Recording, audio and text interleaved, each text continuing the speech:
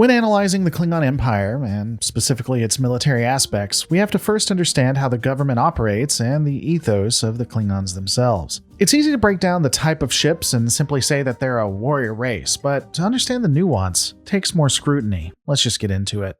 We haven't accused his crew or his government. He's fortunate we haven't dispatched a fleet of warships to his home world. The culture of the Klingon Empire throughout the eras is diverse and oftentimes contradictory. The earliest history of the warrior race paints them as a barbaric people similar to Vikings. The earliest information, I can find at least, begins around the 9th century, if not a bit before. The Klingons were marked by internal struggles and civil strife, something that would plague the society throughout time. Eventually, the species was united from its warring factions under Kahless. The Klingons would either adopt or keep their feudal system that would be seen throughout the various eras. This, unfortunately, fed into the society's need to fight each other. The Hurk invasion of the Klingons in the 12th century saw their world plundered, though fierce fighting resulted in the species being repelled. There aren't any official sources that confirm, but many believe the Klingons repelling the Hurk, or at least fighting them, is what resulted in the Klingons' ability to gain space travel as they used their conquerors' vessels. Once the Klingons were able to travel from planet to planet, their culture spread among the stars. The feudal system would be reinforced as houses that were able to conquer planets saw their esteem and their quote-unquote honor increased, which also resulted in their influence in Klingon politics rising. They said they provide for us in exchange for our allegiance, that we'd become a part of their empire. But they stripped us of our resources, left us with nothing. They never came back. They were subjects of the Empire. Their welfare was not your concern. Apparently it wasn't yours either. Due to this, the Klingon Empire enslaved many other races. These peoples would be forced to assist the Klingon infrastructure. Again, not a lot of information on the enslaved peoples is known, however, conditions are hinted to be poor. Those under the banner of the Klingons were not allowed to serve within the Klingon Empire itself, and they would not gain actual citizenship until the mid to late 24th century. There's also no evidence that any planet that was conquered in the history of the Klingon Empire were ever allowed to leave, even in the more quote-unquote progressive times of the 24th century. It's hard to divide one woman. Give her to the man who killed the most of her people. The others will see the profit in bravery. I'll make a Klingon of you yet. The Klingons' sense of honor often ebbed and waned given the specific eras that they were in. In the early 22nd century, Klingons kept their fealty to the overall government, but still roamed the Alpha and Beta quadrants as they saw fit. There would be little oversight with every Klingon ship, and the houses having their own jurisdiction. These houses engaged various races in combat and extorted weaker planets. As times moved into the mid to late 23rd century, the Empire fractured, with the various houses at war with each other and no singular oversight or control. The Federation War of 2256 to 2257 united the houses for a brief time, though even in this war, they once again fractured, resulting in some houses trying to gobble up Federation territory as fast as possible for their very own. The surrender of the Klingons, or the ceasefire, depending on how you want to look at it, under Chancellor L'Rell cemented the unification of the Klingon houses. She would threaten to destroy all of Kronos utilizing a bomb if the other Klingons didn't capitulate. Because honor, I guess. As far as I can tell, the Klingon Empire would stay mostly unified past this point, with the exception of one civil war due to Romulan intervention. These honorable warriors would lose some sense of their roots in the late 23rd century. Gee, I wonder why. Ironically, this loss of honor would coincide with the chancellorship and great houses solidifying their power and influence over all of the Klingons. The various houses would yield to the greater ones and ensure that the empire was now a common threat. This feudalistic model would effectively become modern dual federalism. You would have both the federal government, that of the chancellorship, and the states, the houses, working to coincide with each having similar powers. This type of system would endure up until the Dominion War, at which point it began to weaken. Honor returned when Chancellor Gorkon and the Federation agreed to peace and ultimately an alliance that lasted for nearly over a century. Before we can get into the tactics themselves, though, we also need to look at the hierarchy a bit more in depth. We need to understand the government just a bit more, because it all fits together. You have already proved you haven't the courage to face me. Perhaps you should plant another bomb. As I've stated before, the Klingons, starting out with an emperor, is largely a feudal system with the High Chancellor ruling over all of the empire. This is followed by the Council, which consists of the great houses, and then minor houses that have fealty to ones on the Council. The Chancellorship represents the federal government, with the houses being that of the individual states. In theory, the houses are connected through honor and through the expansion of the Klingon Empire. In practice, corruption in politics can sometimes usurp honor, which results in houses attempting to backstab each other. This has led to some general rot within the organization itself and causing Klingons to accept the lesser of two evils within their leadership versus that of the best warrior. Whether it is due to a misconception of honor or outright corruption, the government encouraged its populace to become warriors and to win battles. This toxic look at honor caused unrestrained expansion and unnecessary conflict, the resulting impact being that those within the hierarchy having to be more aggressive.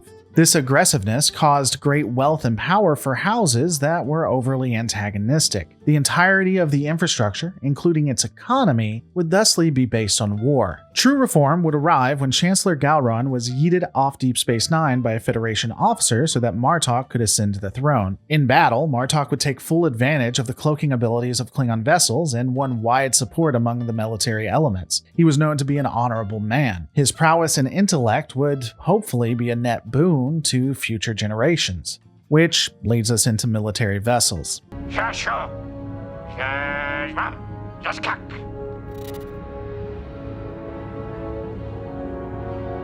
He said, "Today is a good day to die." With a culture that demands honor, and largely defining that honor as winning in combat, the designs of vessels focused on the constant pushing forward of offensive weaponry and less defensive measures was all but assured. The mainstay of most Klingon vessels had their weapons facing in a forward arc, with very few, if any, weapons being to their aft. The use of cloaking systems would also assist in hit and runs, as well as losing pursuing enemies if you needed to. We don't have definitive evidence, but dialogue indicates that the houses were responsible for a large part of the construction of their own fleets. This explains how internal conflicts could occur without a singular entity to provide the vessels and thus possibly stop it. However, even with the individual houses constructing their own bases and ships, the designs reflected that of the Imperial military. While houses would have their own vessels, there would also appear to be a singular military that worked directly for the Klingon Empire. This specific infrastructure would provide designs of vessels that would be given to the other houses. This could explain how ships of apparently the same class were drastically different in appearance. It is also possible that at times of great need, like that of the Dominion War, the Klingon Defense Force absorbed the various militaries of the other houses. It is also worth noting that we see a marked change in design after the alliance with the Federation. It's never stated outright, but Klingon vessels appear to reflect Starfleet designs. This could indicate the sharing of technology and engineers between the two different organizations. While not definitive, this may also elucidate how Data knew about defects within Klingon ships, though it's quite possible flaws with a vessel that old was common knowledge among all of the different governments. Ultimately, it is important to remember that Klingon technology was extremely powerful. In fact, it would take the combined resources of the individual Federation races to finally beat Klingon tech, and even then, the Klingon Federation War of 2373 resulted in Federation forces being devastated. Ironically, the feudalistic system was the downfall of the Empire. Had they had a strong authoritarian government, like that of the Federation, the Empire might have been the strongest of the major powers. But with all that said, everything has been building up to the meat of this video. Let's take a look at Klingon military tactics. I find this hand-to-hand combat really quite distasteful. I suppose you prefer the simplicity of an interrogation chamber.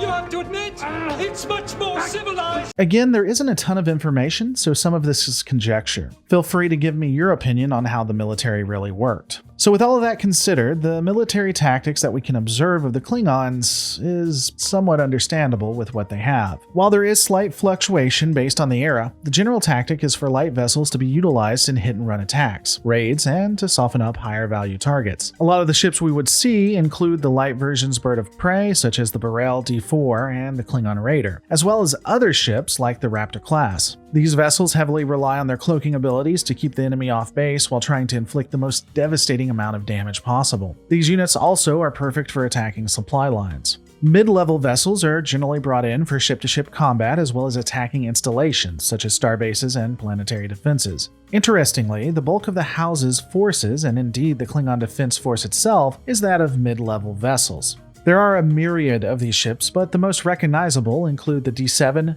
Katinga, Vorcha, Cavort, and others. These vessels are generally much slower and always flanked by lighter support such as the Bird of Prey. The larger Negvar class is the behemoth of the Klingon Empire. Its weapons are devastatingly strong, including the ability to inflict massive damage upon even space stations. We don't see Negvars used very often, and it appears that they are generally ships utilized for VIPs like the Chancellor or other dignitaries. These ships would generally have an escort of Vorchas, who again were flanked by birds of prey.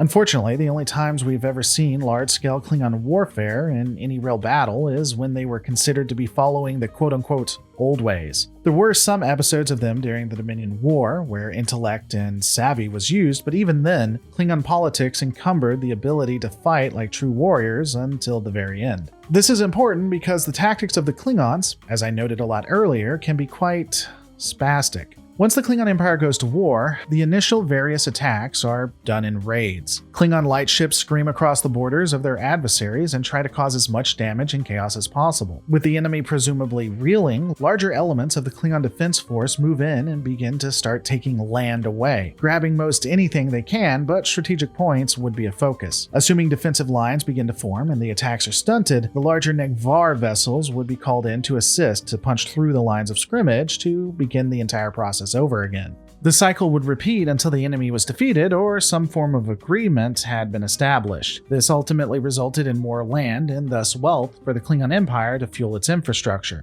After this, a time of rebuilding was done so that the houses could regain their strength, and then the antagonism would start all over again until another war was called. Even after allying with the Federation, we see Klingon antagonism against other species and independent nations. Ironically, Klingon military tactics were simplistic, but effective. They would gain massive tracts of land for the Empire and ensure their dominance. That is, until they met an enemy that would match or beat their technology, at which point the entirety of the defense forces would crumble. But this is based on my research. What do you think? Let me know in the comments below.